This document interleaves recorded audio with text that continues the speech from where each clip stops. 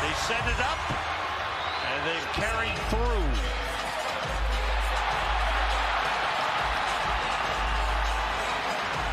Two big guys going at it, boy. This is a big guy battle. Wow.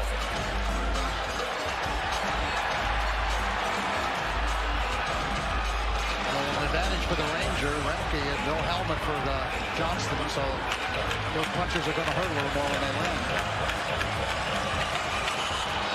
They're letting them go. One guy 6'7". How big's Johnston? 6'5"? No, I think he's 6'7" also. Yeah, that's pretty good size. And They set it up. I like it. Throw hands up, like, yeah, fuck you, let's go. Let's go! Welcome to the Instigators Hockey Show. I'm Paulie D, that crazy guy over there to my right, maybe your left, is Chris Kotsopoulos. And we got a lot to do. We didn't miss any time. We were here last week this time, but we got more to do. I got to pour myself a little JB.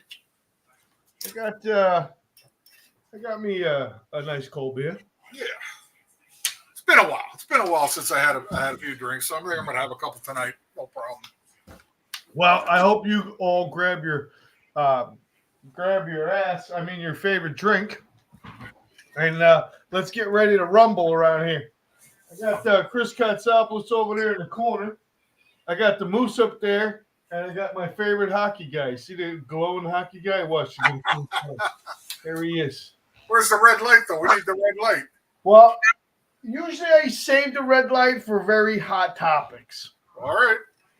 So we got a lot to do. We got a lot of fun. I hope everyone's tuning in from the Instigators Hockey Show page on Facebook. That's really going to be the major hub. Let me get into the comment section. Let's see who's here. Michael, what's up, buddy? Michael, I got your shirt on today just to make you happy. It's a nice shirt. Yeah, look at that. Caution, no filter. Exactly. So here's the fun part. I'm gonna be in the okay. Well, did you find the show okay tonight? Yep. I'm gonna be hosted by my good friend and co-host Chris Kotsopoulos here in not even a week. Oh yeah, a week. Yeah, it's a couple weeks still. About a week and a half. I'm gonna be over there in PA. It's 12 days. 12 days till puck drops at the outdoor game for the Rangers and the Islanders or Fish Sticks, whatever you want to call them. Yeah, Rangers and the Sticks, man. It's gonna be fun time. I'm looking forward to it. I got my – oh, wait. You can't even see it. I don't know why. Oh, yeah, there it is. Got my New York Ranger leather jacket I'll probably be wearing there. Ooh, you might have to bring some thermal underwear, though. You being that Florida boy for the last 30 years. Depending on how cold it is. I do have a couple of items. Thermal underwear, some woolly socks. I got some good socks. Listen, I was just in Detroit, so it's all right. I got some stuff. I got it. You weren't standing. I still don't have any idea where we're going to be seated. Are we going to be inside a a box? Are we going to be outside with the real fans? Where it's cold. I don't know yet. Well, it's this don't worry, we'll be all right though. As long as there's liquor, we'll be good. All right. Well, stop fucking around. Let's get busy here. Yeah. All right. So first topic, another player enters into the assistant program, Kuznetsov from the Capitals. Player assistant program. That's like the fourth. Kuznetsov was reasoning for the Capitals. That's what I said. Didn't I say Capitals? No, I think you said Devils. Oh no, I said Capitals. That's my old age, Anyhow. Yeah, I said Capitals. You maybe put the hero in over there. Right. That's like Cots. The third or fourth player we discussed in the last 3 or 4 months. Boy, oh boy! If they had this avenue back in my day when I played, they'd probably be filled up. I mean, I don't know. I'm just kidding a little bit. About my day. Listen, who knows what's going on with these guys right now? I mean, obviously, you go through this year, the fourth guy, with him being the latest. They obviously have some kind of problem that's affecting their way in playing hockey or maybe just living life in general. So it's nice that the NHL and the NHLPA have this avenue for the players to be able to use, but sure puts a damper in some of your teams, or how your roster is going to be, because Netsov's a pretty damn good player, even though he plays for the Capitals, which I don't like at all personally, but he's a good player. Like I said, back in my day, we probably could have had, I don't know, we could back the trucks up left and right on that one. Huh. I think guys were just too scared to say anything back then if they had a problem. That's the difference. Today, they're not afraid to say it. So Right. I totally agree. And I think they're held to a different standard now, They know that if they get caught, acting a fool or having problems or, whatever else happens, it's more likely to get out. And, teams usually go about reprobating the players from there. So, they don't want to lose their livelihoods. But it's absolutely like nuts today, Paulie, with everything that goes on when it comes to the internet, your phones, what is it, Instagram, TikTok. I mean, I can go all this shit that I don't have, other than the internet. I mean, I'm not on Instagram or what is it now called, X instead of Twitter. I'll never be on that shit. But you as an athlete today, playing in a professional sport, you got to be aware of this stuff now. Otherwise you're gonna be in shit up to your nose, and you know what they say when you're up to shit in your nose, up to your nose and shit. Remember to keep your mouth shut. You know what I mean? Hey, so Beck did a little work today for me today. I got to tell you, I like this one, and I hope we can kind of keep the ball rolling with this. This was fun. I like this one. Beth is the book of knowledge. Yes. Okay, when it comes to what's going on in hockey. She is. And that's why she helps produce this program. She's awesome. Player poll. I like this stuff. This stuff is cool. I remember when I used to do this date in hockey history, but the players poll. So the players were interviewed and asked this question: whose face would you most want to punch in the NHL? And stuff like this is fun. I'm sure the players have fun with it. 28% was Nick Cousins. Oh, God. Yeah, that one surprises me. Well, over Brad the Rat Marchand. He should have been number one.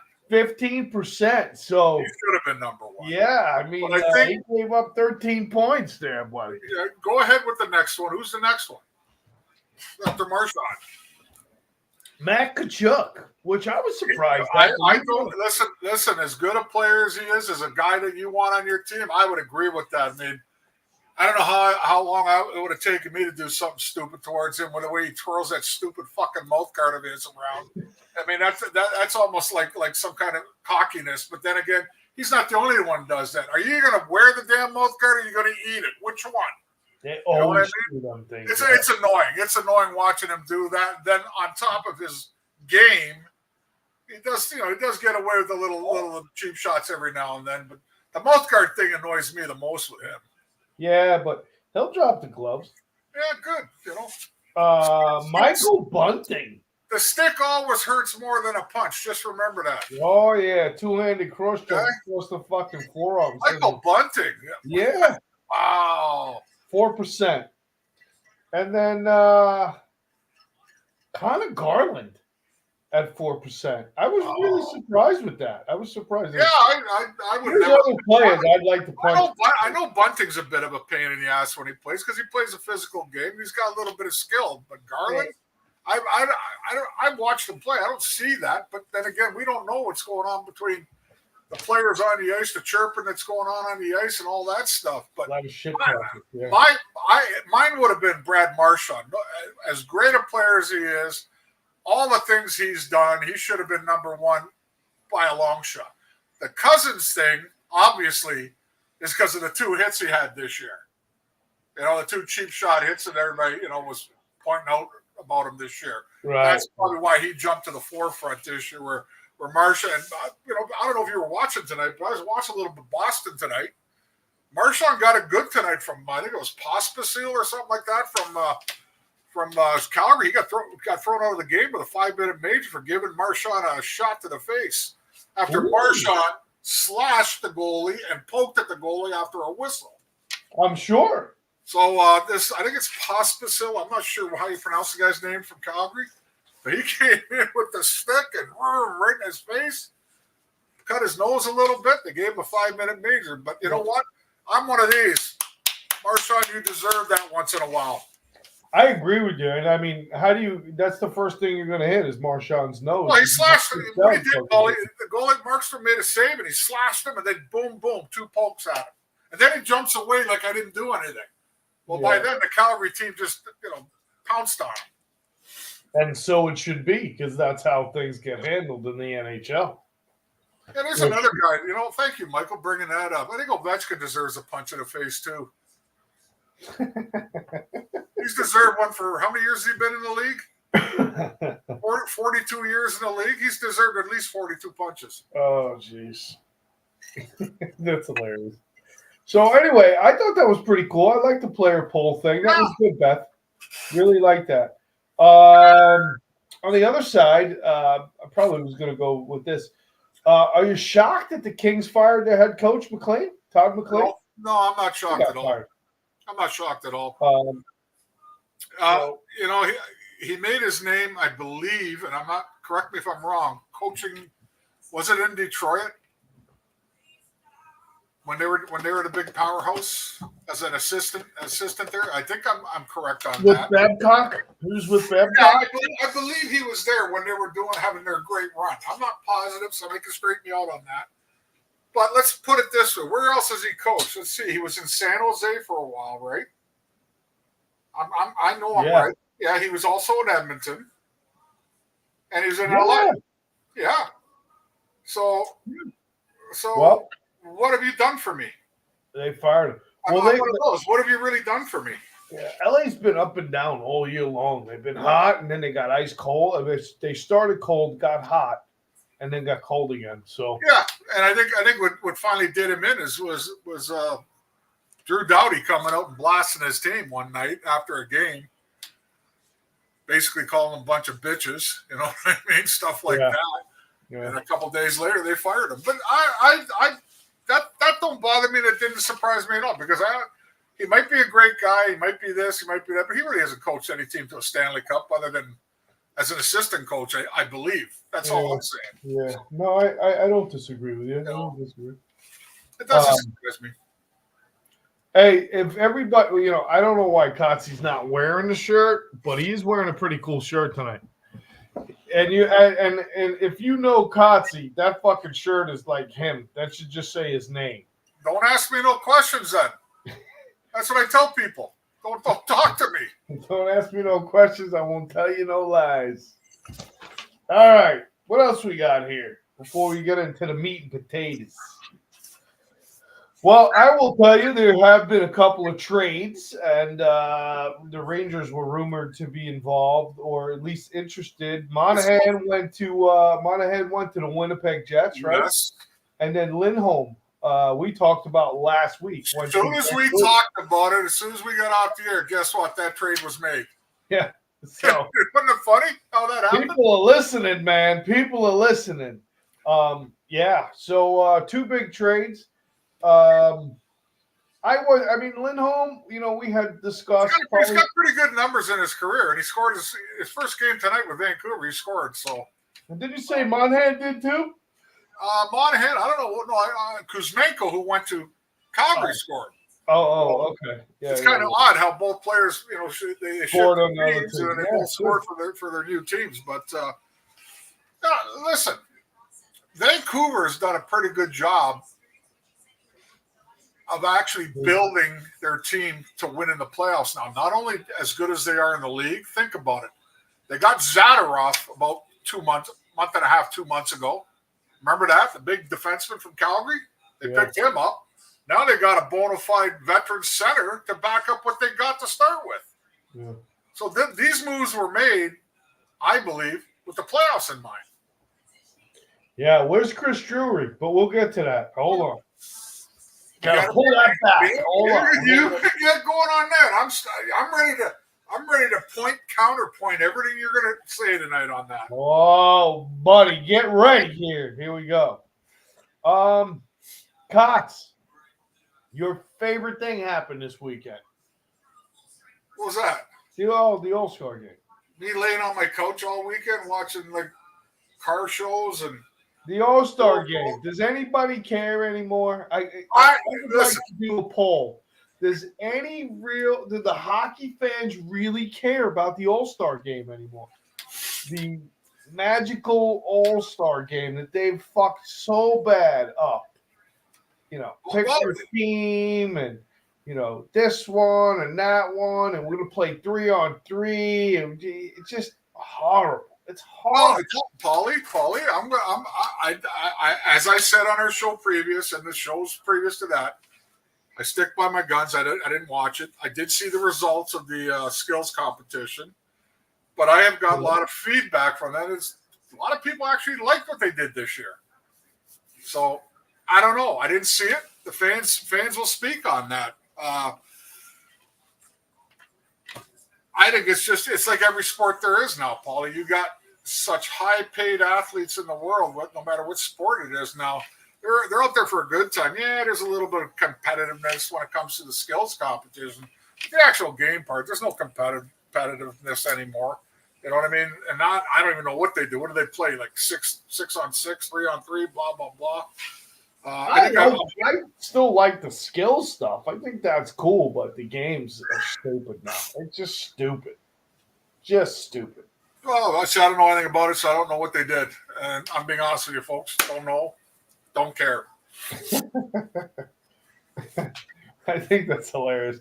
You've been saying that for as long as I can remember, though. Well, I'm old school. I'll admit it. There's certain things you're never going to change from an old school guy. I remember watching all the All-Star games back when they had black and white TV, like most of my pictures you see, where it was an All-Star team against the Stanley Cup champions. And then they changed that over to where it was the Western Division against the Eastern Division. Then we broke up all that stuff, and then we put 4 different conferences, 3 different conferences, and it was still a Eastern Conference, Western Conference thing. There was a little bit of competitiveness then. Maybe not pure hardcore hockey, but at least there was something involved there, like when Gretzky wanted to be the MVP and stuff like that. Now you got, I don't think you got the same competitiveness anymore, and I think it's basically more of a circus show for the fans. And if the fans enjoy it, good for them. You know what I mean? Yeah. I'm not knocking it. Good for them, but it's not for me. I'd agree. I mean, but I did, and this is something you and I talked about. I'm going to bring it up right now. The skills competition. I didn't watch it, but I did see the results, all over the internet. And Connor McDavid basically swept everything, left, right, center, whatever. But McKinnon, I've always said this, is the fastest skater with the puck, even faster than Connor McDavid. He won that part of the competition, but McDavid won everything else. So, it's apples to oranges. You and I think McKinnon's the best overall player in the world. You think Connor McDavid is. Let's put it this way: if we flip a coin and I lost, too bad for me. Yeah. I don't disagree. I don't think anybody loses the coin toss on that one, man. You're not going to go, oh, shucks, darn it. You know what I mean? Yeah. Oh shit. I got McKinnon. That sucks. I got oh boy. Yeah. Well, the definitely two very great hockey players, and that's the part that is fun. The skills competition is fun. It's probably really fun for the players, and the fans enjoy it because then you really see. I get really that. I'm giving you all that, Paulie. I'm giving the fans the credit they deserve. If that's what they want, that's what they get. That's fine. I just personally, it doesn't make my fingers move to the channel that it's on. Let's put it that way. Thank you for the scores updates. If anybody wants to help us score update, I will, as you see, I'll put it on the screen right below us. Flames 2, Bruins nothing, and We need an update on the Carolina game because they're the ones chasing the Rangers right now. yeah, that'd be good. And Kotze said that Marchand got 5 minutes in a game. No, he didn't get The player against Rasmussen nailed him. Yeah. It's one of the first times I've seen somebody actually go at him with a cross check to the face. That's good what happened. Good stuff. You know. So. And it gave them a three-minute man advantage, and they did nothing with it. Boston's what I saw so far. Boston didn't look very good coming out of the gates, and Calgary looked like a different team. So. Yeah. Well, listen. I'd like to see the Flames beat Boston tonight. I'd like to see anybody get beat. Anybody get beat in the East tonight. Yeah, like you said, I mean that Carolina game's important for the Rangers. The Devils game is over? No. It says Devils win 2-1 over the Avs. No, that's not over yet. Well, all right. Come on, somebody's sleeping. It's not even 9 o'clock. What time that game started? 6? Anyway. All right. So, I mean, I hate to say this, but what's that? I mean, it's time. That's all I got, really. I want to bring up something you and I were debating about here about trades. The Rangers need to make a big trade here. And I said, I challenged you, and I challenged myself to show me the biggest trade ever made under the cap system at trade deadline. And guess what? There hasn't been. There's never been one. There's never. Paulie, I looked it all up. We're talking big trade. We're talking top star for top star. You know what I mean? It's never been done under the cap situation because the cap stops all that crap. Let's put it this way. You have an $11.5 million a year player, and you get 3 players back. Those 3 players better make less than $4 million each. You know what I'm saying? Yeah. Hasn't happened. The last biggest trade that I can remember pre-cap era was the Ron Francis trade from Hartford to Pittsburgh in 92-93. Cullen and Zalapsky and all these guys went to Hartford, and Ronnie and Ulf Samuelson and another big defenseman. They all went to Pittsburgh and ended up winning a Stanley Cup. I mean, I'm just saying, there's been some pretty good trades at the trade deadline. In fact, the Rangers made a trade in '92 too for Pavel Bure at the trade deadline. I looked that one up, but this is pre-cap era where money is not an object. I'm gonna look. Money is the problem in making big-time trades now at trade deadline. You have to look at your cap space, and if you want to trade, let's use Panarin as an example. You want to trade Panarin right now, you're going to give up $11.5 million from your cap that the other team has to replace with for them to eat $11.5 million. Right. That's the problem. That's the problem you have with all this stuff. So that's just my preview before we start talking about what you want to talk about. Time to make a trade. We are. And the other thing that I forgot I wanted to talk about real quick is that the NHL had announced, and this is your favorite, the NHL announced that it will return to the Olympics. How's your feeling about that, Cox? Well, as a player, I guess it's great. You get to play for your country. Can't deny him that. For some, it's a one-time thing. You know what I mean? I don't know if you're going to get the best of the best anymore playing in those things. Well, that's the problem. Well, if I'm an owner, I'm not so sure I want my top 1 or 2 guys playing in that. Because that's a tough tournament. You know that. It's a tough tournament. It's a tough tournament to win the gold medal. And it disturbs the money part of the game. You know, these guys invest so much money into players and, you know, the technology and the team and the fans. You know, the fans are, you know, very much part of that as well, where I got to tell you, man, the Olympics are not more important than my team winning the Stanley Cup. I got to tell you. And, you know, when it comes, I agree with you 1,000% on that, because I don't think very many people, when they talk about hockey, who are hockey fans, are going to say, you know, damn, that 1932 Olympic team was my favorite team.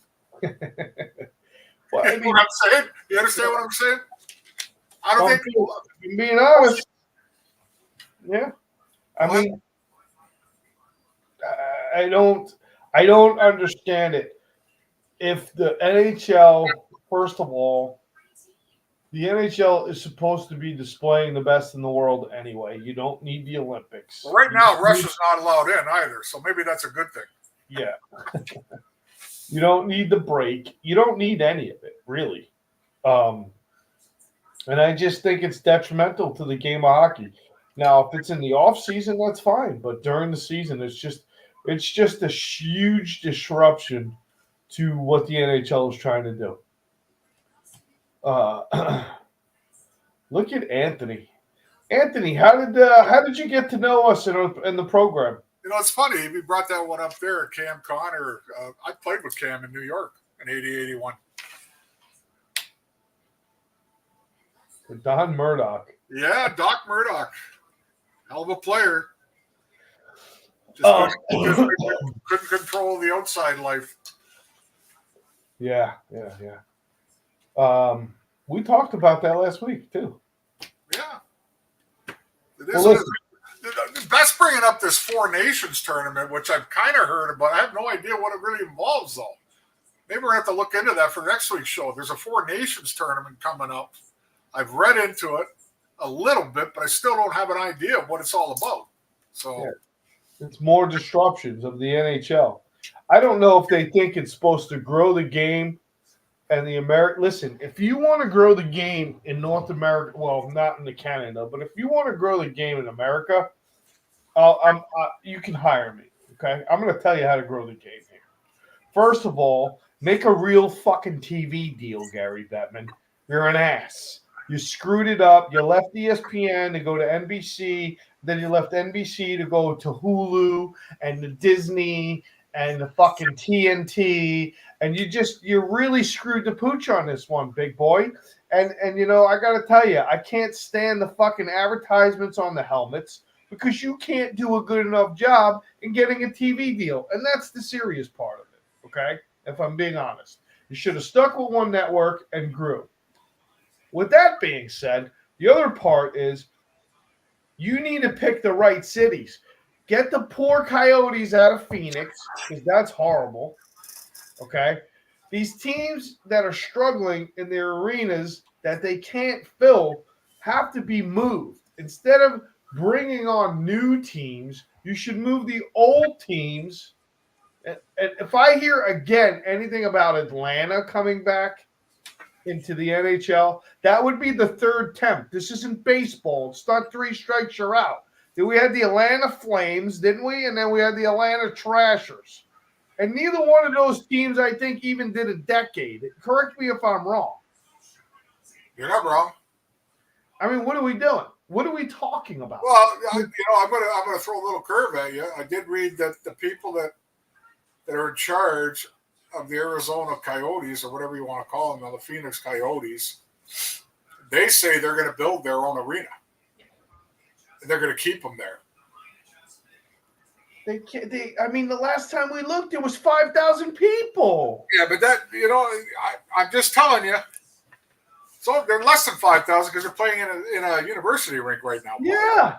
Well, it's because they haven't got capacity to fill anything. I agreed. I think Phoenix was a bad move. It was a very bad move. Atlanta. How many times have I said this on this show and when we did the Blog Talk Radio?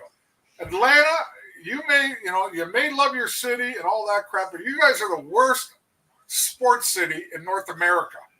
You really are. Yeah.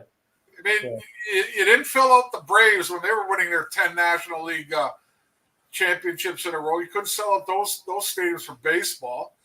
The only time you sold out the football was when Mike Vick was in town. Okay? You tried twice with the Atlanta Flames, and you flamed out there. And then you had the Atlanta Thrashers or whatever they were called, and you threw them in the garbage. Right. So forget Atlanta. You know, I'm going to make my prediction now. I think Quebec deserves it, but I'm going to tell you flat out. You know who's going to get a team first? Here's my prediction: Salt Lake City. Watch. Utah. Watch. You'll see. Yeah. Salt Lake City will get one first. Yeah, because they're willing to pay the money. And Gary's chasing the wrong money. That's the problem. He's chasing the wrong money. You and I talked about this over and over again. What did I always say to you? When a team like Tampa was winning Stanley Cups, where was the big buy full page ad in the USA Today, which is a national paper? Congratulations to the Tampa Bay Lightning. Where was the big buy in the USA Today?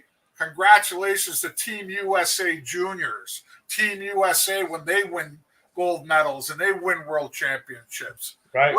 That's the kind of shit you need to grow the game in America. Yeah. Doesn't matter from my home country. Canada lives, breathes, shits, cries, laughs over hockey up there. Yeah. Not down here. So you got to pound. You got to pound and pound and pound the people into seeing it constantly, slammed in their face. You know how it works. And like I said, the first thing you need is a real TV deal. I agree with you on that. We're fucking hockey fans, and I got to dig around. I love when they're on national television. Any of these games on regular TV tonight? No. Can anybody tell me tonight? No. Are any of these games on regular TV? No, Anthony brings up a good point. Put the Rangers back on Channel 9. Could you imagine if you had some kind of – that's why I didn't understand why they left NBC Sports, because if you would have stayed with the NBC group, you could have started to crack the NBC networks. But you know what, Paulie? NBC Sports I don't think exists anymore. Well, listen. It was a 24-hour sports station, NBC Sports. That doesn't exist anymore. But I'm sure if they would have had a contract with NBC Sports, you know, Cots, my point is exactly like you said. Instead of finding a game, like you got Hulu, you got ESPN2, you got streaming networks, that's not where you want to go. You want, any given Sunday, there's a movie.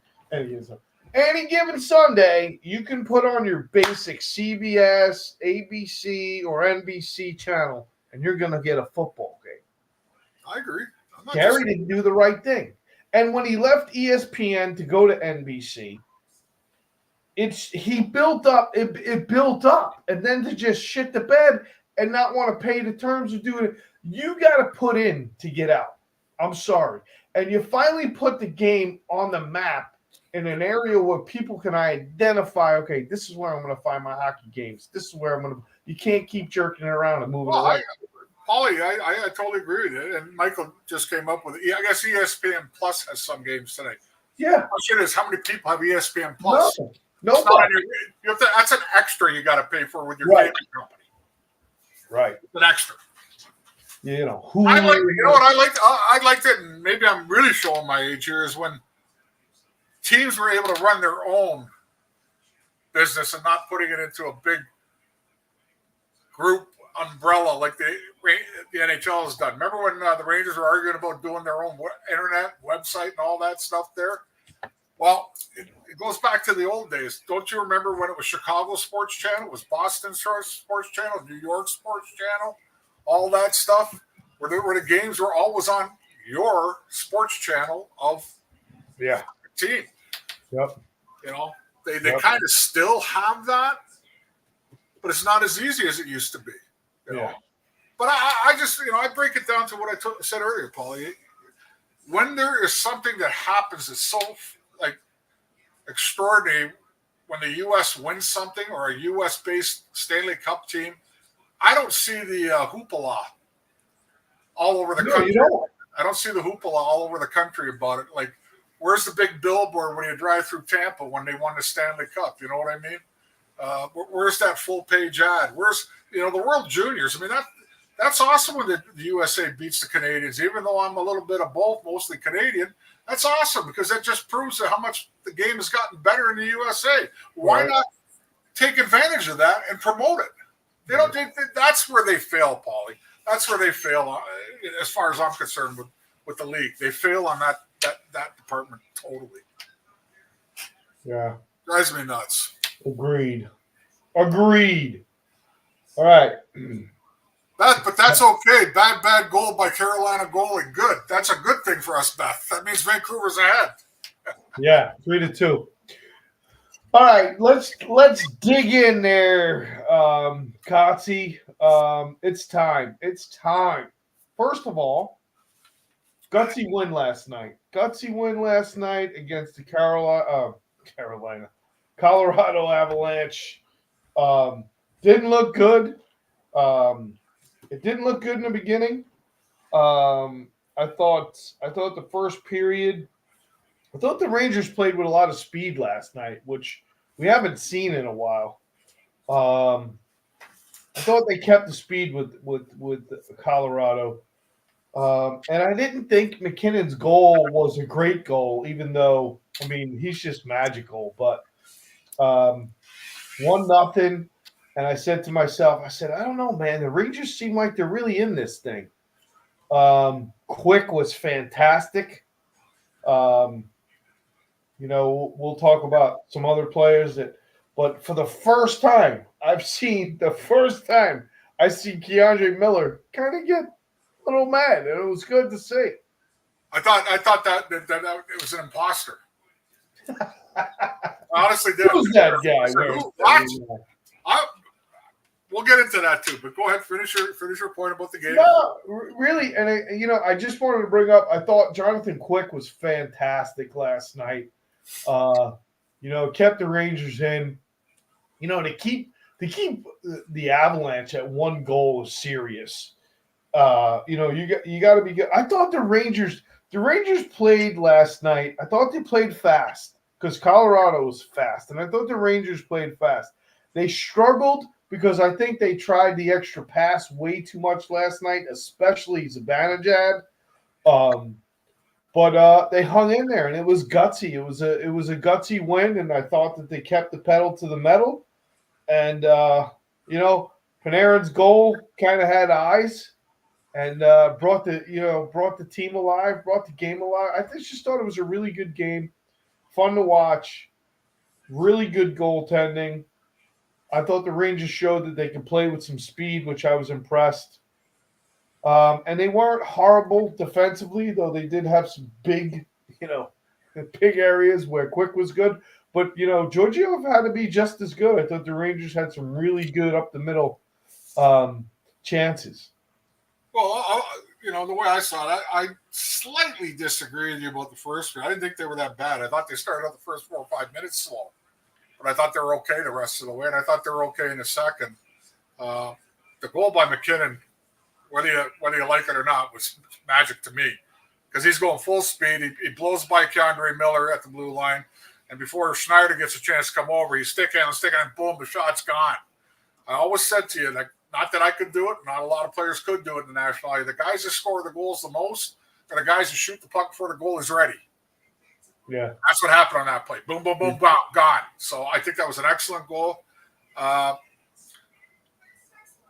Speed-wise, I would agree with you. I think the Rangers kind of knew going into the game after the layoff that hey, we're facing probably the fastest team or one of the fastest teams in the league. So you better be on your tippy toes tonight. And I think they understood that.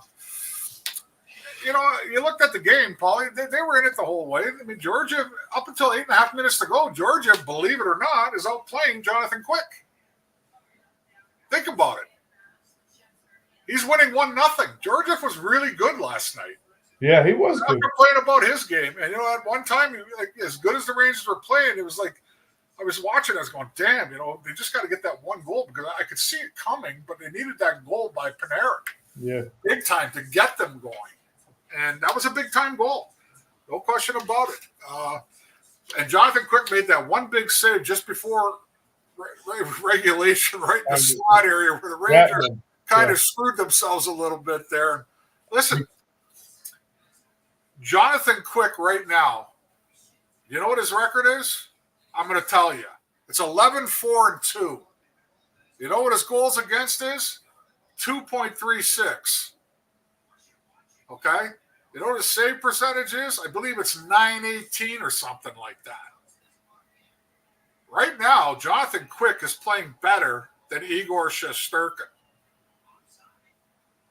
Which brought up. Well, and then I want to finish off the game now. And let's give Alex Lafreniere a little credit last night, too, for scoring that big goal. He realized that he was one-on-one with a forward. That was a forward trying to check him after he took the drop pass from Zibanejad. And he made a really nice move to go back inside and fire that shot as Gustafsson was crossing the crease there. So Georges was screened. So give Lafreniere a little bit of props. I know everybody still wants to shit on him and stuff like that. I think it's time to get over that he's going to be the number one superstar and going to lead the league in scoring, going to be the top point getter. He's going to be like, Sidney Crosby like for the rest of his career. Just get over it. He's going to be a damn good player. Leave him alone. He's just not what you wanted. Too bad.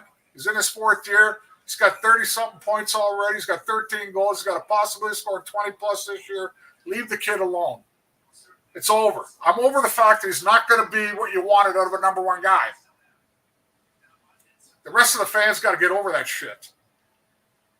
Because I could pick on a whole bunch of other guys in the last 10, 15 years that the Ranger fans adored. Okay? And produce shit. Okay? Anyhow, we'll get back to Jonathan Quick. I think they're in a tough position right now. I personally, if I'm coaching right now, I'm going with Jonathan Quick next game. Yeah, I think you need to go with the hot goalie. But I got a feeling they're going to go with Shesterkin. Yeah. Well, I think you're right though. I think they got. I don't know, man. I don't know. Hold on there. I think listening to Laviolette last night in the post game, I don't know that they're definitely going to go with Shesterkin. He admires Quick. He admires what Quick has done for the team. He didn't. I watched the press conference. He was asked if he felt like Jonathan Quick is not considered the backup, and he plainly stated that. And I got to tell you, listening to the post game, and Steve Valiquette brought it up, and he said it, and I think that rings true, man. I think that going with the hot goalie right now, and like you said, listen, you stated the numbers. They played the fastest team, if not the fastest team in the league. Quickie did good to have one goal against you and to win the game against such a great team that could score goals, at will. They're a very talented hockey club. He's the hot guy right now. I don't see why it would matter if he played again and it gave Shesterkin some time to maybe feel like, hey, you know what? I got to get in there and play better. I got to be better. That's not a terrible thing. I'm not arguing with that. I'm not arguing about that. I'm just what I'm getting at here is you're going to cause a problem here somewhere down the line. You got 30-plus games or 30 games to go, something like that. You got to know pretty soon who your goaltender is going to be in the playoffs. Yeah. I think it's. You can't wait till the last week. You know what I'm trying to say? I get it, and I think it's Shesterkin's job to try to make sure he solidifies that he's the guy. And I think this is the time to do it. But I think it was a great question that was brought up. I thought it was a great way to finish. Last night with Valiquette talking about, hey, I would go with Jonathan Quick, and here's why. And I thought it was good. I thought it was really good stuff. I watched the whole interview. Then Keandre Miller, like we said, the first time I've seen this guy get a little bit nasty up in front of the net. I've never seen him do anything like that until last night. And I mean, if he can continue to play like that, I think the Ranger fans might be a little happier with him. Because Go ahead. for me, you know, we're going to talk about trades. He's like right up there on a guy that I would trade away. I think they have enough defensive balance waiting in the wings to come up. I think Jones has played pretty good. Mackey, we talked about 2 weeks ago. We'll talk about him again. I think Keandre Miller is a guy that is a chip that you can use to bring something in. I think he touts a little bit more than as what we're seeing his worth, to be honest with you. I think he's a shiny new toy for someone else, and I think the Rangers have enough depth to fill that hole without a problem. And I think, at the end of the day, the Rangers, we've talked about this time and time again, and we're going to keep beating it up. And I remember year after year, the Rangers need ugliness back there. And that's why everyone was so happy to see, Miller actually get a little bit ugly. No, there's no Trouba. So you all got to step up and play ugly. And, he throws who did he throw on the ground? Rettman? Is that what's his name? Ratnan's a big boy. He's not a small boy. So Well, I watched the whole play closely. I don't know if you watched it as close as I did as a defenseman. I knew what happened.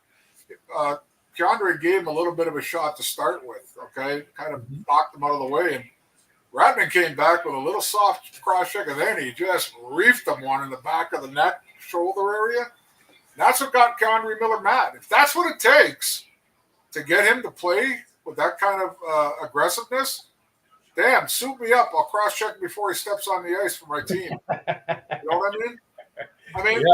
That is the only thing, in my opinion, that holds him back from being a superstar defenseman. You've said that, yep. It's the only thing. Because the poke check works, but it don't work all the time. When you got a chance to cream somebody, when you got a chance to lay somebody out, the poke check isn't the play. It's called take the body and take it out hard. Right. And he showed that last night. And I was a little pumped. I'll admit. I go, wow. I was actually happy that he did it. But getting back to what you're talking about is him being a chip. That's the problem you have now. You saw what he possibly could be with what he did last night. Add that to the game that he has when things are going good. He's a pretty damn good player. In fact, really good. But you got to give something up to get something, Paulie. So if he's one of the chips, then he's one of the chips. Right now, I don't see. I don't see, as much as Zach Jones has played well, I don't think he's the answer either, quite honest with you. No. He's definitely not the answer. He's actually played very well. I'm going to give him a lot of credit for a guy that has to sit out. Oh, we got to play today. Okay, sit out. That's not easy to do. You're considered the black ace. You know what the black ace does every day? When he doesn't play, he gets his ass skated off every day. Yeah. It's like drudgery and torture. Yeah. Okay? So I give him a lot of credit. He's played very well. But I don't think he's the answer either. He's not big enough. Rangers need big. They need size on D. Yep. I don't disagree. He's not the answer. I definitely don't feel like he's the answer. But I think he's a fill for what the Rangers need. For short term. But like I said, and like you said, you got to give something to get something. But okay, so we'll go back to Miller quickly and say, if that is the potential, or if that is the understand, I mean, if we see it as fans, listen, we've been around the game a long, long time. Chris, you play the game. We're not the only two fucking guys in the room. Okay, we're not the smartest guys in the room. There's got to be the whole fucking coaching staff has got to fucking see Phil Housley, Becca, Lavia. They got to see, hey, this is what we need out of this kid. We got to have him to be more physical. How the fuck, at what point do you get the point across? Hey, you gotta punch him in the face before you hit. What do you gotta do? At what point do you say? Paulie, we've been talking about this over how many different coaches now? You know what I mean? I just don't get it. I'm saying it. We've been talking about it. If Keandre Miller had 10% of the aggressiveness of Lindgren, oh God, yeah, he would be right up there. Probably one of the top 20 defensemen in the league because he can skate, he can handle the puck. He's shown that many times where he can take the puck from end to end, Paulie. Right, yeah. Okay? He's got a pretty decent shot. There's a lot of stuff about his defensive game that he still has to learn, which is still learnable. But the one thing that what he did last night, if you do that more often, will make players play less aggressive towards you. That's what these kids don't understand today. Yeah. They don't understand that today. They if you don't play hard against that guy, give that guy the extra shove, give that guy the extra rub, give that guy the extra, you know what? He's just going to continue to mock you and skate through you every time and not worry about any kind of retribution, not worried about any kind of physical play at all. That's how you got your reputation back in the day. And that's how some guys still get their reputation. Why does nobody ever go after Milan Lucic now? These guys at the end of his career, nobody goes after him. There's a reason why. Because he set it up to be that way the last 5-6 years of his career. That he let everybody know, I'll fucking kick your ass. So you're not coming after me. I'm just giving you examples. Okay? Giving you raw examples here. Why does Tom Wilson not get retribution every game? Every team in the league hates the guy. Why doesn't everybody go after him? We want to know why, because they know that it's not an easy task. Yeah. And if Keandre Miller ever had a little bit of Tom Wilson in him, boy, oh boy, you watch him score 15 goals a year, maybe get 50 points a year. Because guys are going to be less and less inclined to challenge him when it comes to the physical department, which means he's going to have more room to use his skating ability and his puck handling ability. I agree. We agree. I'm asking, how the fuck do you turn it on? I don't know. What do you want me to tell you? It's coaching today is not like it was in my day. Now you got 42 guys behind the bench. Okay. And then you got it. I think there's a lot to do with the fact that when you get hired as a new coaching staff, you didn't bring those players in. You know what I mean? Somebody else brought those players in. Somebody else coached those players first. And I'm not saying it's an excuse, but it's a possibility. Yeah. That there's a little, give and go about, well, do we really crush this guy or we not crush this guy? You know what I mean? Do we get on this guy's case, not get on this guy's case? Because, this is somebody who our manager brought in, general manager brought in, our top scouting staff guy brought in. I'm just giving you all the variables that could happen, and that's the way it works. It's not like it used to be. No, I get it. There's too much involved now. Well, hopefully, because I realized today, especially places like Facebook and the commentary after the game, everyone had something to say about that play. Everyone. I was going to say it on my Facebook post last night. Everyone had something to say. Wow. I wanted to save it for us. Look at Miller. Wow. Miller did this. Wow. Just like when Mackey came up and he dropped the gloves. And the Rangers won that game against Brady Tkachuk. I mean, everyone has identified the fact that the Rangers have to get tougher in some areas. Defense is one, and then up front's another. But it's crazy how everyone notices it. The people doing the interviews, people are talking, look what Miller did tonight and everything else.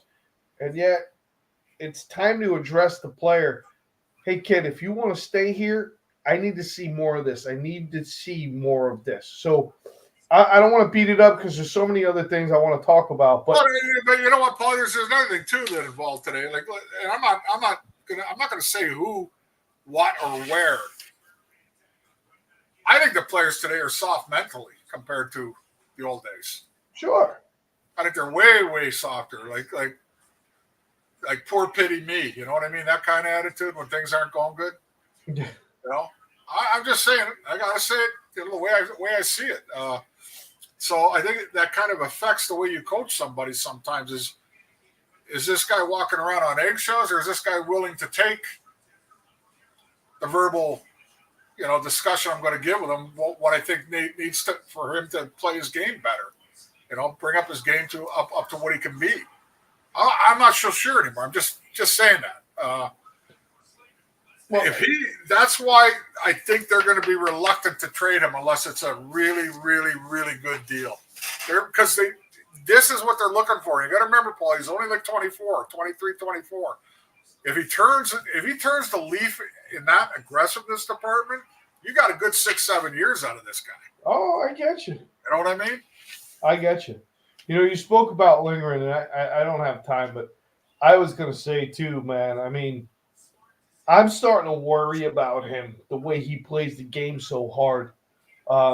He doesn't know any other way, Paulie. It's tough to talk about. It really Well, I think he's going to be a lot more injury prone here. So he's obviously an injury prone guy, but he doesn't know how to play the game any different. I don't know if you remember, about a month ago, I did a signing in Staten Island with Jimmy Vesey and Ryan Lindgren. I had a chance to talk to Lindgren a little bit, first time ever. I just said to him, boy, I said, kid, you got balls as big as this building. And he's just a little guy. He's not a big guy. I know he is. Not a big guy at all. And he doesn't play small, but he doesn't have the stature to take the punishment that he's trying to dole out. That's the problem. Yeah, I don't think he's long to wear, if I'm being honest. I think it's going to start really catching up to him. He's had a few injuries this year. That's kind of milked him for a bit. I just don't know how much longer he can play like that. So it's a thought.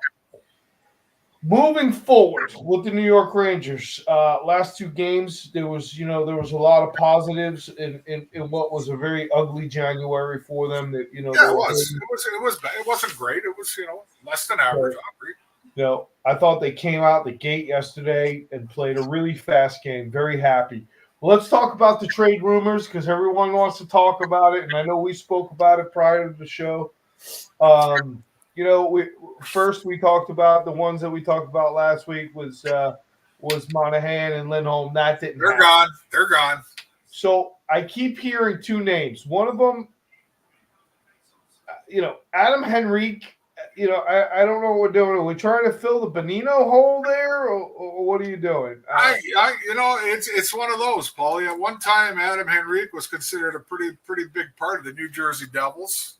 He was he was either their number one or number two center there for a long time. He's obviously on the back half of his career.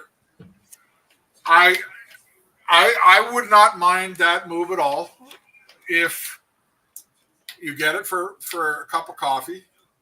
Don't pay too much for him. Don't trade too much for him, and put him in as a third line center. But before you make that move, you got to talk to him and tell him, hey, you're coming in as a third line center, like it or not. Yeah, I'm sure. You're not going to replace. You're not going to place Trocheck. You're not going to place Zibanejad. So, are you going to be happy with being a third fiddle? I don't want to bring somebody in who thinks he's still going to take the first or second shifts. You know what I mean? Well, Cots, that's how you screw up a trade.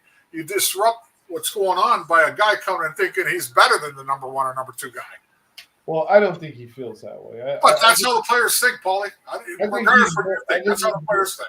I think he's very familiar with having to play in the bottom six. Well, but he's not. He's playing as top guy over there. Where's it, in Anaheim right now? Yeah.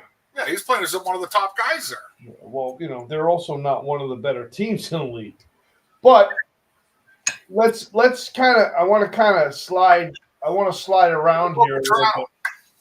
Well, I want to talk about for Toronto, but not right now. If we're talking about Henrique, right? I know the next question I was going to say is, do you really feel like Johnny Brodzinski is going to go and play, because he's been playing center for the Rangers right now? Do you think he's going to stay with the club and Or are they really trying to say, oh, my God, we really need to fill a hole here? Because I don't know the situation with him now that he's played long enough up there with him right now. Does he have to go through waivers? I think he does. He has to go through waivers to go back to Hartford. And there's a possibility of him getting picked up by somebody. So I don't know that situation. I could give two shits about the general managing part, caps and this and that. But that's all part of it. I mean, I don't want to get involved where I got to learn, what does this guy have to go through waivers? I really don't care about that part, but I do understand that's all part of it.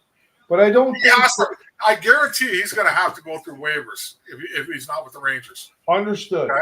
But my point Canucks wanted to beat the Canes. They dropped Bonino. I guess Bonino decided to not report to Hartford after he cleared waivers. Yeah. So now he's been put on unconditional. So he's gone. He's going to be an absolute free agent or whatever you want to call it to do whatever he wants to do. He did a good job up till they started to slump. And stuff. I got nothing bad to say about Bonino. Me neither. I thought the treatment was a little harsh. But I understand what they're trying to do. They thought Hedl was coming back, so they had to start, doing that. So I think if they bring in Henrique, obviously, like you said, they got to get him for a cup of coffee. There can't be much given up there. But the big name that I keep hearing too, and Beth listed it before, and we spoke about it prior to the show is Vetrano. Had him a couple of years ago, not last year, but the prior year. The Rangers made a pretty big run. We all know they lost to Tampa then.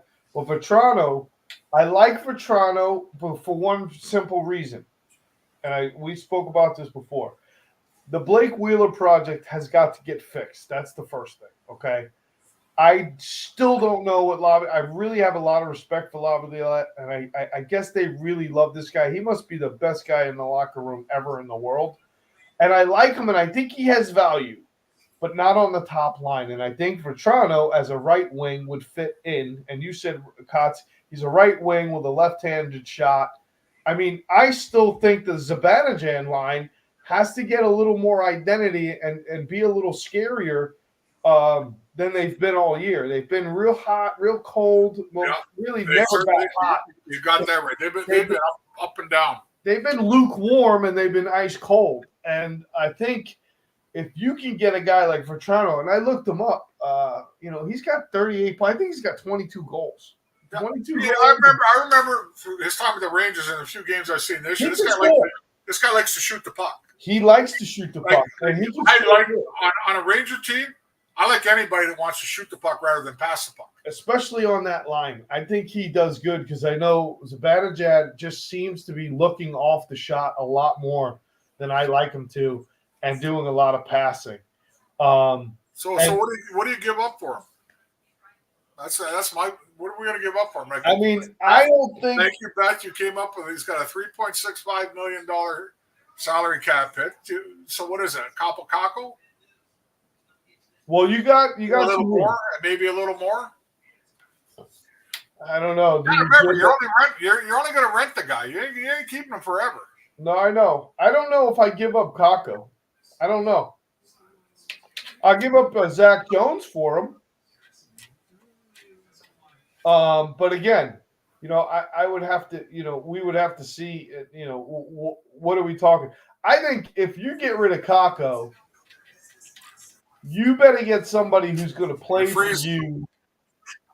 You better get somebody who's going to play for you for more than 2 seasons. I got a feeling I'm going to throw this little curveball at everybody and you. I got a feeling they're going to call Othman up in the next month or so too. Yeah, I just got that feeling. I've been keeping an eye on him, what he's doing down there in Hartford. He dropped the gloves the other day, 3 days ago. Again, did very well in a fight. This is a guy. It's a scorer. Yeah. You know what I mean? He did pretty good in the fight with this guy, and his scoring has gone up little by little there in Hartford. I got a feeling you're going to see him up before the end of the year. He's a left winger though, right? Yeah. He plays center or left wing.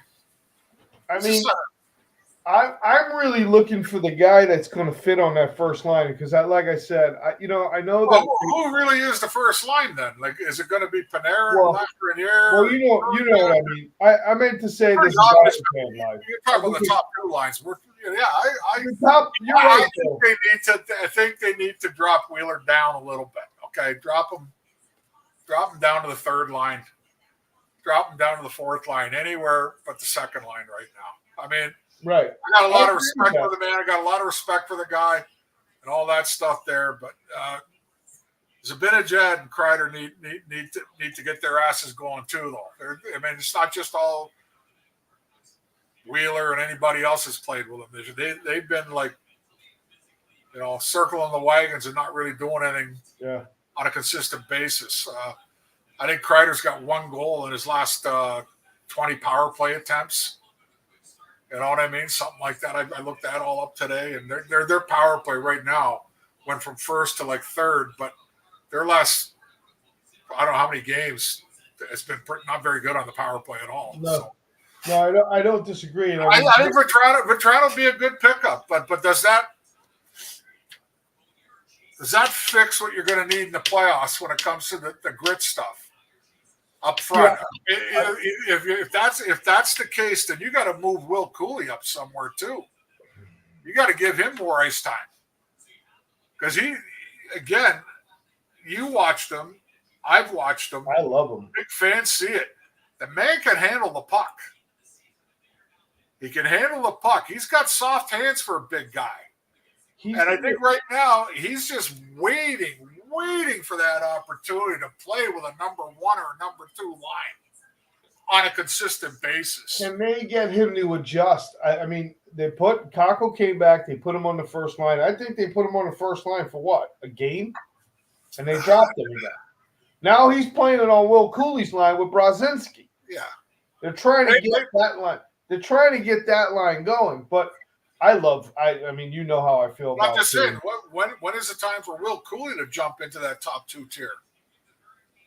Well, I mean, I don't feel like Laviolette is going to give him that chance this year. Well, you're going to have to sooner or later if you're going to play in the playoffs, because I'll be honest with you, if you think you're just going to roll with the way the top 2 lines are now and only give 6-7 minutes to the third and fourth lines, where's the physical aspect of the game going to come from when it comes to the grind of the playoffs? Yeah. Well, if you don't change the roster as it is, where's it going to come from?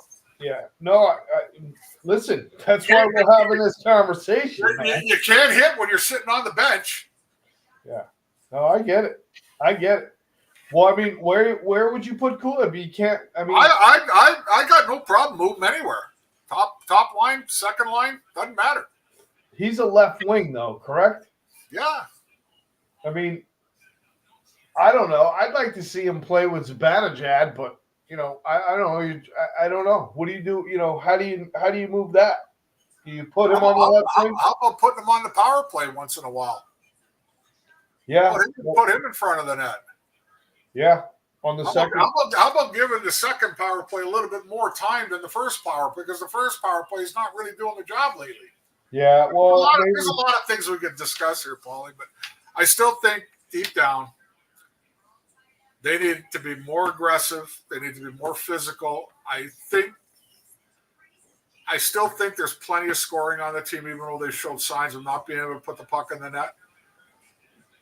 I don't know what concerns you more than me when it comes to. I think physicality is the biggest problem with this team. Physicality sets up your offense. Okay, non-physical play does not set up your offense. That's been a truism throughout the history of hockey. Yeah. Well, I think we got to do. You got to do something on the Zibanejad line, because Chris Kreider doesn't really like to play physical anymore. He does the bare minimum when it comes to physical, and he's probably the second biggest, third biggest guy on the team. Well, he got involved with the McKinnon pretty good last night. That's about that. That was a little bit of. Yeah, but I'm talking about on the forecheck, taking the body, I get it. carrying the fucking defenseman time to time again, winning the puck battles, throwing his body around the way he should. I mean, if that guy fucking forechecked the way as fast as he is, teams would fear him. oh shit, Kreider's coming because he's fast and he's big as an ox. He's strong as hell. I mean, can you imagine if he buried a couple When's the last time he really crushed a defenseman on a forecheck? I don't think he's done it since that Washington game about 8 years ago. He just doesn't do it. So you're right. The team has to get physical. But now when you say that, I mean, do you break up Zibanejad and Kreider? Where do you put Kreider? I'm just throwing all kinds of because you can't. I mean, we can. What they say, you throw shit on the wall, some sticks, some doesn't. That's what I'm throwing up there. You got to agree right now. I'm just looking at it this way, Paul. We're talking about the team as it is. If it doesn't change the roster, changes need to be made with the team roster that it is right now for them to go far in the playoffs. Agreed. So, where are you going to do it? It's funny because I'm going to play devil's advocate. I know one move I put Connor McKay back in the lineup. That's for sure on defense. And I don't care who loses their spot. I put him in there. I put him in there. Hey, it's funny you say that. That's one spot. I'll put his ass back in there. I was thinking, what if you benched Miller a couple games and you put McKay up there and you let McKay play, and then, if you put Miller back in, you give him you see what we're looking for, kid. You see what we're looking for. That might just shock the, just it's kind of what Valaquette said last night, isn't it? Well, it's time.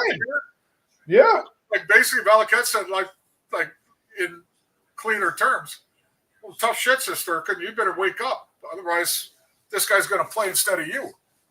Right. This is about winning. I don't give a fuck about your ego. I don't care how much you're making. I don't care. The Rangers are in a situation right now where they're still got to grasp a first place overall. And I do agree with what Valaquette said last night. Is there anybody you really fear in the East? No. The team? Even though the Rangers look like crap for January, I don't fear anybody. You shouldn't fear anybody in the East. Okay? And we're talking about now. They got a gift tonight. Vancouver went in and beat Carolina, so they got a 2-point lead on them still with the same amount of games, whatever played. It's about now. It's about now. They got the way the roster is built right now. And Valaquette said it right last night, and Lavalette did a smart thing last night too. He's done this a couple times. We almost forgot this. Panarin scored that goal, not on his line. Right. He was with Zibanejad and Kreider on that line when he scored his goal. He double shifted Panarin because he knew that he needed to get something going. So give Lavalette a lot of credit last night for. I do, and it's not the first time he's done that. Well, no, he's done that more than once. And I gotta say, man, I at the bottom line, I'm gonna say this, and I know people have said what they want to say. Fucking Panarin has been magical this year, man. Magical. And the other part of that is, we were just talking about the lineups. I mean, aside from Trocheck, Lafreniere, and Panarin, I mean, I'm all about it. I think you got to leave that line alone until they really, if they struggle. Well, I don't think that line's going to change. Right. But, Blake, we talked about it. Blake Wheeler's got to move. And maybe, I don't know. I mean, can you put Cooley on the right side? He's a left winger. Can you put him on the right side? I don't know. He's probably. Don't get me wrong. I don't think it should be that hard. I mean, I played left defense or right defense. It's really is there a slight difference? Sure. But you're a left-hand shot, Katz? Right-hand shot. But I played left defense a lot when I was in Toronto because I played a lot with Bill Root, who was a right-hand defenseman. Okay. Yeah. And then when I played with Ali Frady and I played with Boris Salming, they were left-handed. So it was back and forth. Could you imagine the kid's confidence playing on that team, on that line? I really think, you talk about physicality. He's the leading rookie in the whole NHL with hits. And I mean, playing those kind of minutes, he's going to do a lot more hitting. And I think that's going to open up the ice for the other two players.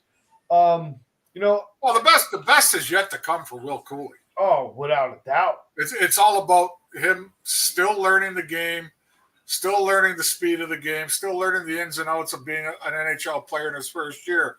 But once that all clicks in, and once management decides he needs more ice time, you will see. Yeah. I wonder why he hasn't seen more ice time. Because it's tough to break into the top two lines. That's what I'm talking about. It's not as easy as I say it is sometimes, Paul. It's just not. It's just the way it is. In this case, I think it is because we keep talking about Blake Wheeler on the Zibanejad line. And it's been most of the season. They're 40 games in, 50 games in. More than that. It's almost, they got 30 plus games left. That's it. And I know the guy serves a purpose. Don't get me wrong. He's still got a little, he's still got a little in him. And I got a lot of respect for him. He's not placed properly here. And that line needs a jolt of something. It needs something because, as we can agree, that line has not reached its full potential all year long. Yeah, but I don't blame that all on Wheeler. I blame that on Zibanejad and Kreider a little bit. They got to take some ownership of that too, because Zibanejad. Agreed. You know what I think of him. When he's on, he's one of the top 10 centermen in the league. Absolutely. Okay, when he's on. But right now, this year he's never really been on. He's been close. Right. He's been close a couple of times where he's got it going, but he's not 100% on like he's been in the past. Agreed. And Kreider's got 23 goals, but I don't think he's got that many in the last how many games. You know what I mean?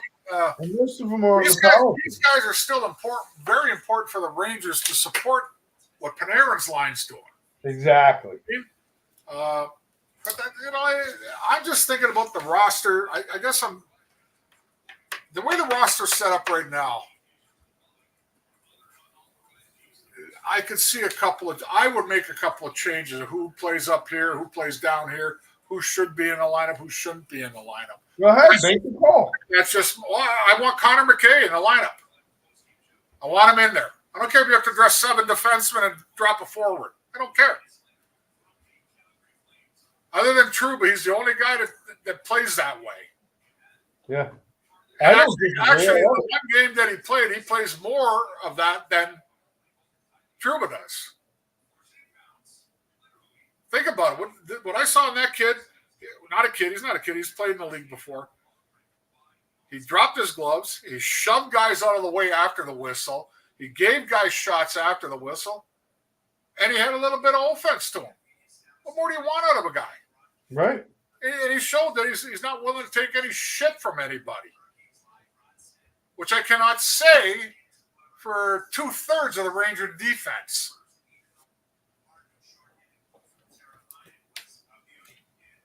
I'm not saying you have to go be a gangbuster. I'm not saying you have to be the toughest guy on the ice. I'm not saying you have to drop your gloves with everybody. But getting that extra shove and makes a difference to me, and I think it makes a difference to your team, knowing that you're like that. But I'd like him in the lineup, personally. That would drop Wheeler down. I'd drop Wheeler down and move somebody up. What do you think about Kakko? Where are you with I think he's trade material now, Paulie. I hate to say it. I got nothing bad to say about the guy. He's never complained, never shown any satisfaction publicly.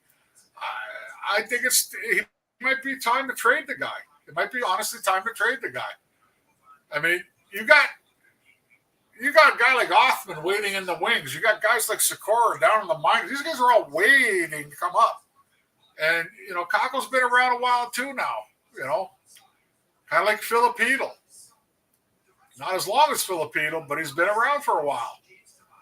I think it's safe to say that the experiment with Filipino's done. I mean, he's out for the rest of the year. They got the $5 million or the $4.6 million or whatever his cap is. I think it's close to $4.5 million. I think it should be done personally. And I honestly think that the way he's suffering, I don't know that he's coming back.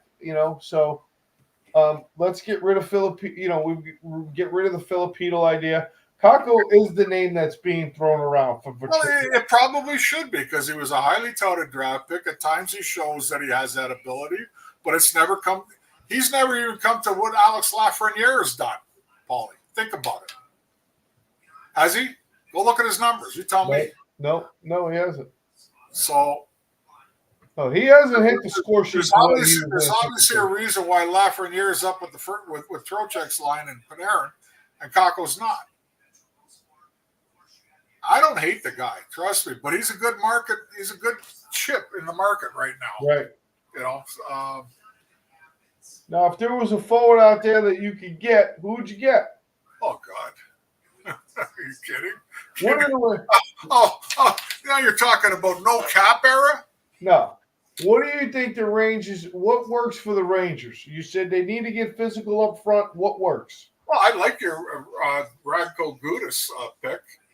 Okay, that's defensive. He'd be a good pickup for the D right now. Okay. Offensively, up front, boy, there's a ton of guys I'd like that. I like that Trent Frederick from Boston. Left winger, drops the gloves, has some skill. I'm just giving you guys that are possible that you can get and not have to pay big for them. Right. That's all I'm trying to tell you. Any guy that's a big, like the Kachuk brothers are out of the question. You're never going to get those guys. Okay. I don't care what you say. You're never going to get. What's it going to take? What's it going to take? It's going to take $1 billion. Then you can have them. You know what I mean? Yeah. No, you're not going to get those guys. But those are the kind of players I would like right now. I like that Trent Frederick in Boston. I do. I like him. He's got 11 or 12 or 13 goals this year, and he's been known to drop his gloves and play a physical game. You know, he's a left winger. Where do you put him? You put him on Kreider's line? Where do you put him? No, he can play the third line. He can play the third line. There's nothing wrong with that. That's where he's in Boston right now. So the Rangers pick up Vetrano. Let's say they put him on the right wing with Zibanejad and Kreider. And then they go out and they get a third liner that does what you want. You know, chip in on, you know, and can drop the gloves and play physical.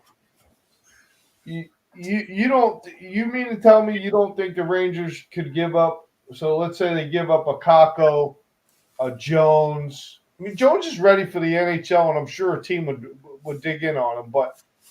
And he's still very highly touted because he's spoken to be, you know, he's going to be that offensive guy. He needs his chance. I don't disagree with you. I'm not disagreeing with you on that. Throw in who you want to throw in there. I don't care. I mean, I'm sure, you know, no one would be upset if, you know, I mean, you know, the other guy I don't feel like the Rangers have really given a chance to was Eddie Johnstone. I'm looking at Anthony Singh Eddie. I played with him. I played with Eddie Johnstone. Yeah, loved Eddie Johnstone. Eddie was a tough little guy, tough little light heavy, that's for sure. Probably more like a middleweight. But I mean, there's plenty of names. There's plenty of guys that are movable on this team that won't be detrimental, especially defensively. I'm sorry, the Rangers are pretty heavy defensively. Now, here's my next question. We saw this kid Edstrom come up. He's a big, giant kid. He scored a goal. He plays physical. What, you know, is a trade really needed, or is it time to just dump and bring up? The Rangers have never really been a team that likes to bring their players up, called Paulie, you know, when they got something going. Right. I don't know, in the past 20 years, can you show me where they brought up a bunch of guys at playoff time? No. They thought were going to make a difference. I still think Othman will be brought up, though. I do. I think Othman will be the first guy up. I don't know. We'll have to see. Very interesting. It might be nice to see Othman and Cooley on the same line, third line.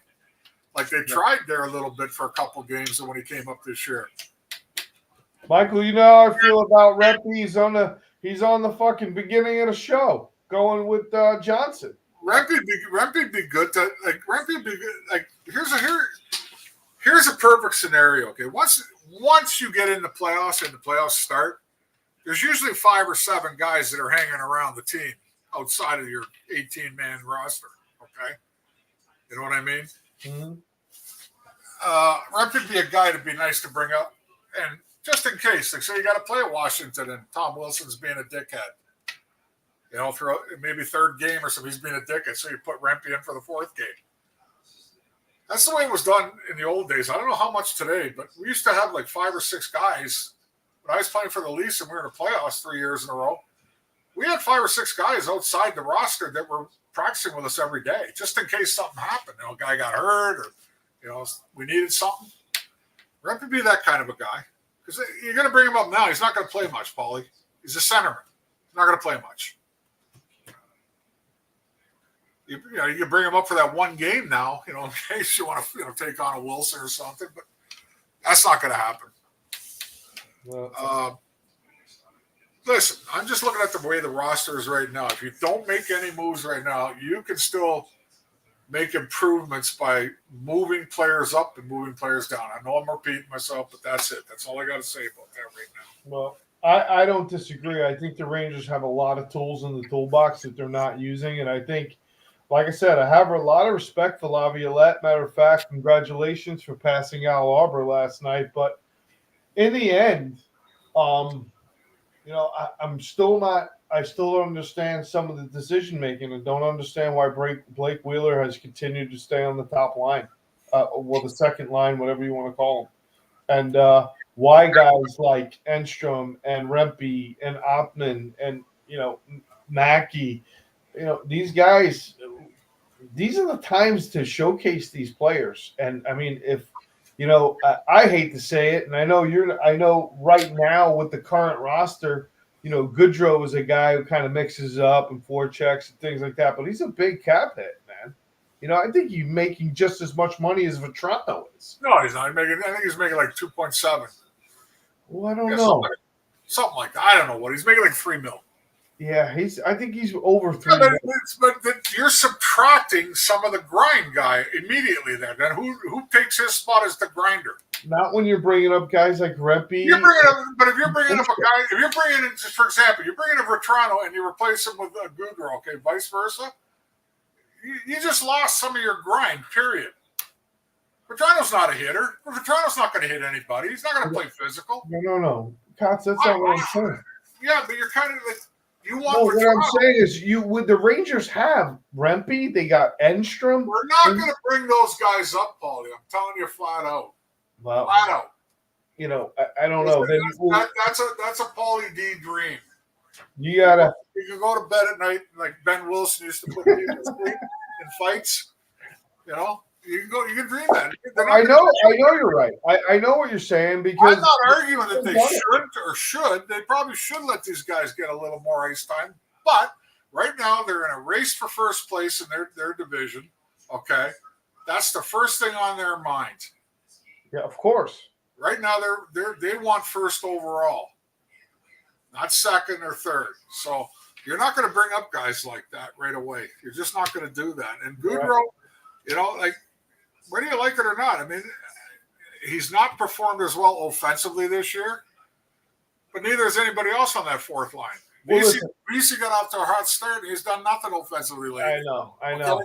But my point is this: at least those guys go out and grind a little bit. I get it. They grind more in one shift than the top two lines grind in a game. Okay? Agreed. So that's the thing. Got to have more grinding. But, well, you need some heavy guys up there. You need to play heavy when it comes to the playoffs. I mean, it's proven every year. Look at the teams that win. No, I get it, but at the end of the day, we're talking about making a trade when you might have the assets. You might have the assets in the bank. Well, they got the assets. I'm not arguing that. They got the assets. It's just a matter of making everything fit, though, Paulie. Because if you're actually, we're just going over the same shit over and over again here. And I'm going to say for the last time, if you want a studly guy that's a $4 million, $5 million a year player, then you have to make sure that you have a $4 or $5 million player going back to that team. Exactly. Okay, so that's all I'm saying. If you can do that, great. Go ahead, make the moves. Yeah. It's not as easy as you think. That's all I'm saying to you. So, I understand. If Drury's offered Vetrano right now, and they say to Drury, we want Keandre Miller in a first-round draft pick. What are you going to do? You're saying no. Well, I'm just telling you, this is the way it works. Right. This is the way it works right now. Because Anaheim is not in need of anybody right now because they stink. So they're going to ask for the world. And if you're stupid enough to take it, then okay, you can have them. We'll fly them there personally. That's all I'm saying to you. It's just not as easy as it used to be when it comes to making trades in the cap era. Sure. It's just not. Sure. You know, Well, guys are going to sit there and say, "You want Vetrano?" You know, if I was Anaheim, you want Vetrano? No problem. Give me Othman. Now what do you do? No. Well, but that's what's going to happen. No, bring up fucking Othman. But that's bring up fucking Rempe. This is the kind of stuff that's going to happen for Vetrano right now. They're not going to look at anybody like they're going to look for the gold, not the silver. Sure, understood. So understood. And I'm not as disillusioned with Chris Drury as you are. I mean, he took over a team that was cash strapped to start with. He's done a pretty decent job mixing guys in and mixing guys out. Okay, I don't disagree. And, you know, he made the moves 2 years ago and brought him in, and they almost took Tampa. They should have beat Tampa. They had him up 2-0. Remember that? That kind of. Not enough heart on this team. There's not. I think Drury will make some moves, and I think it's just time's going to tell. That's all. We're just going to have to wait because the deadline's coming up pretty soon. Yeah, I'd like to see something prior to the deadline deadline should try to finish the deal. So, listen. You know, I don't know if I'm not conveying myself correctly, but for me, there's nobody on this team that's untouchable except for maybe a Will Cooley. I'd like to see. No, I agree. There's nobody's untouchable. You know, I mean, I don't see anybody. I don't see anybody on the Rangers I would deem untouchable. Yeah. At the end of the day, I mean, it's now or fucking never, man. I'm sorry, and we talked about this week after week. The core of this team is above 30 years old. I mean, I don't know how much longer you're going to try to make this team win. If it doesn't work this year, because the Rangers have made runs. We talked about it. Okay. Yep. They lost to Tampa. I don't know, man. You know, heart and soul, you're 2 games to none.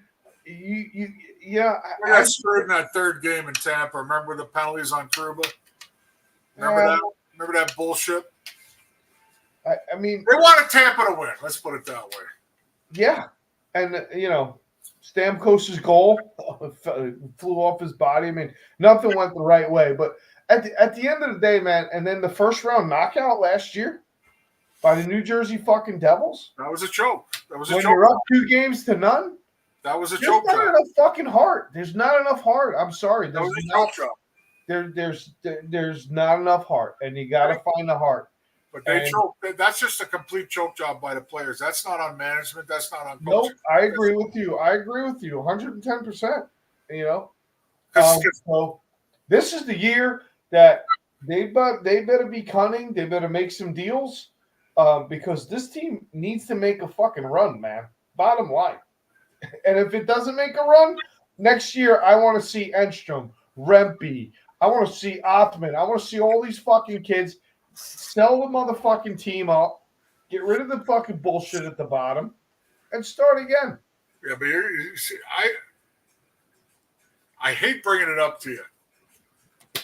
You're not going to see that as like you want next year if that happens. Because again, have you looked at the terms of the contracts of everybody that's on the top 6 payroll? Yeah, I'm sure. How many years have they got left, Paulie, on all of them? Do you know? Oh, I don't know. A few of them got some ugly deals. Yeah. I think we'll talk about that next show. Let's talk about You have no idea. See, you don't have any idea how long Zibanejad still has in his contract. Kreider's got a lot of his contract. How much Fox has got. How much has Panarin got. You know what I mean? How are you going to get rid of these guys when they still got extensive time left? You're not. You probably got to hold on to them and see what you can do. But what about the bottom guys? What about getting rid of the Goodrows and the VCs and all the other guys and bringing these kids to the bottom up? But that's okay. We got to save this for another show. We have to. We just have to. All right. We have to.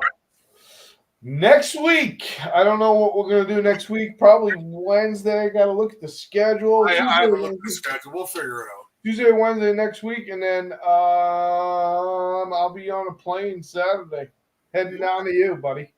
8:30. Am I bringing you dinner or like what are you?